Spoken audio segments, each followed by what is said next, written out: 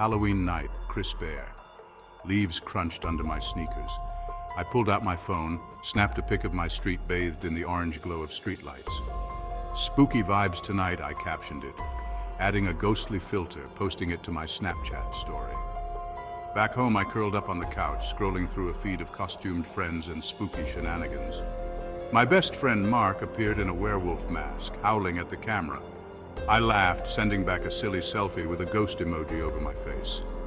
A notification popped up, a new snap from an unknown user. My thumb hovered over the screen, a shiver crawling up my spine. Curiosity outweighed apprehension, and I tapped on the notification. The image loaded. A grainy picture of my street, the same angle as mine, but distorted, darker. The streetlight flickered ominously in the background, casting long, eerie shadows. I felt a chill despite the warmth of the room. My heart pounded in my chest, a strange mix of fear and fascination washing over me. Who could have taken this?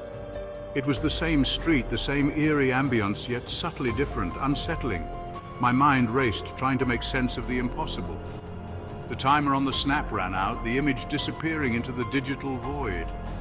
I tried to shake off the unease, attributing it to an overactive imagination, fueled by the Halloween spirit. But deep down, a seed of doubt had been planted. The image lingered in my mind's eye, refusing to be dismissed.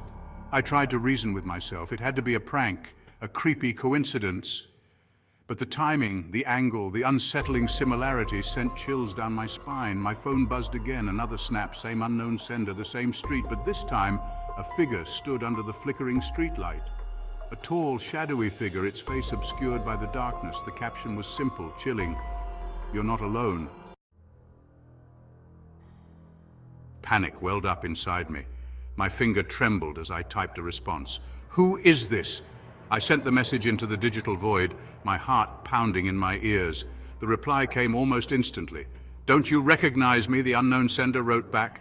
My mind raced, trying to put a face to the distorted image, the cryptic message. A wave of nausea washed over me. This wasn't funny, it wasn't a game. I decided to confide in Mark. He'd know what to do, how to rationalize this.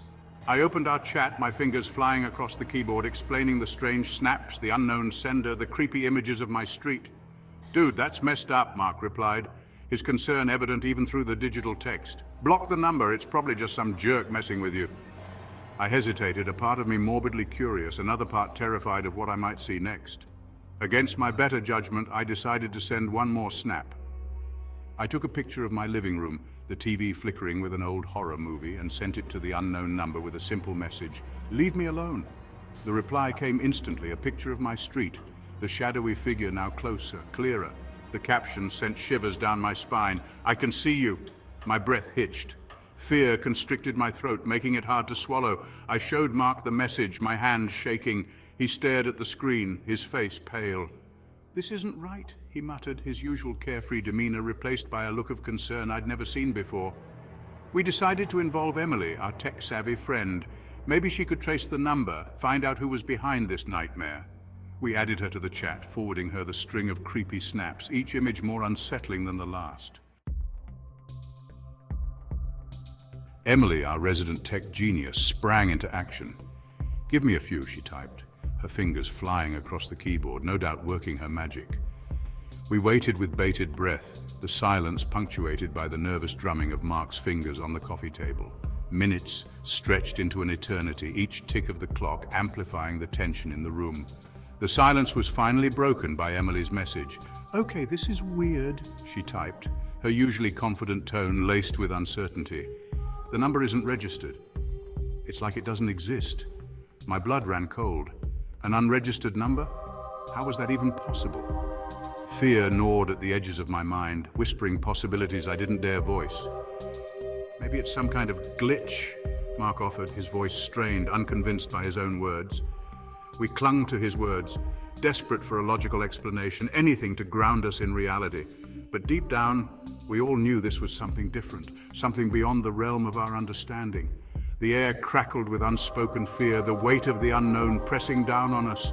The room felt colder now, shadows seeming to deepen at the edges of my vision. The hair on the back of my neck stood on end, a primal instinct warning me of unseen danger. My phone buzzed again, jolting me from my thoughts. Another snap. This time it wasn't a picture, it was a video. My heart pounded in my chest as I pressed play. The video was shaky, the image flickering in the darkness. I recognized the streetlight outside my window, its orange glow casting eerie shadows that danced with the movement of the camera. The sound of ragged breathing filled my ears, each inhale and exhale heavy with malice. I held my breath, my eyes glued to the screen, my stomach churning with a growing sense of dread. And then I saw it. The shadowy figure from the previous snap standing at the edge of the light. It was taller than I remembered, its form distorted, inhuman. It turned its head towards the camera, and for a fleeting moment I thought I saw a pair of eyes, glowing with an unnatural light. The figure took a step closer, and then another, its movements jerky and unnatural.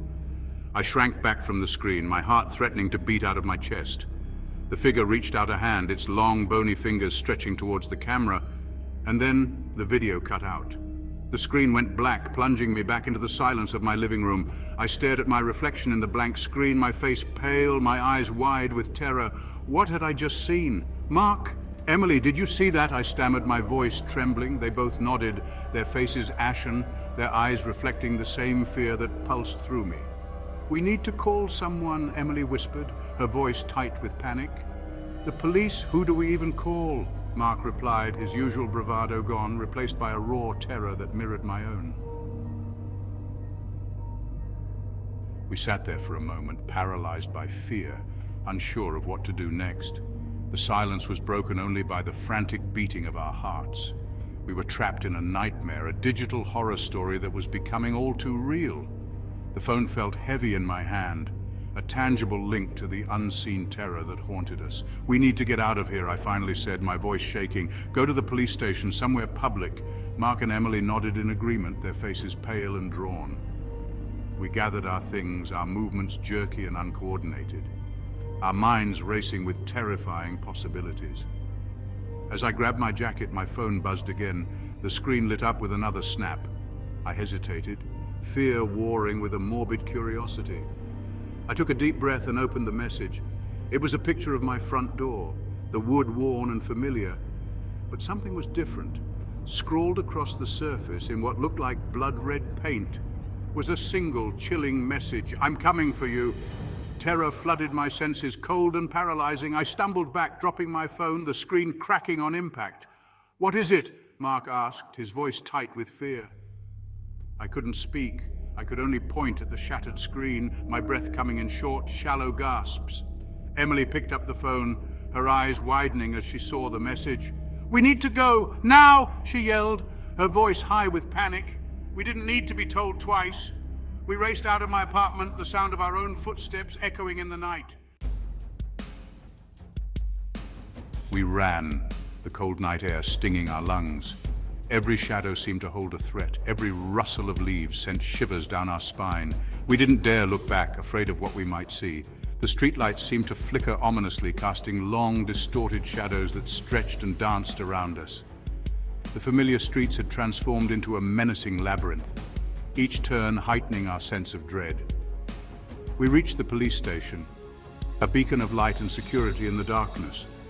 Breathless and terrified, we stumbled through the doors, our words tumbling over each other as we tried to explain the unexplainable. The officer on duty, a burly man with a skeptical look, listened patiently at first, but as we recounted the details of the snaps, the unknown sender, the chilling images, his expression hardened. Look, kids, he said, his voice firm but not unkind, I understand you're shaken up, but this sounds like a prank. You need to be careful about what you post online. Sometimes people like to mess with others, especially on Halloween. We tried to protest, to explain that this was different, that it felt real, dangerous, but our words seemed to fall on deaf ears. The officer, though sympathetic, clearly didn't believe us. Frustrated and scared, we left the police station feeling more alone than ever. The cold night air seemed to mock our fear, the silence broken only by the distant wail of a siren.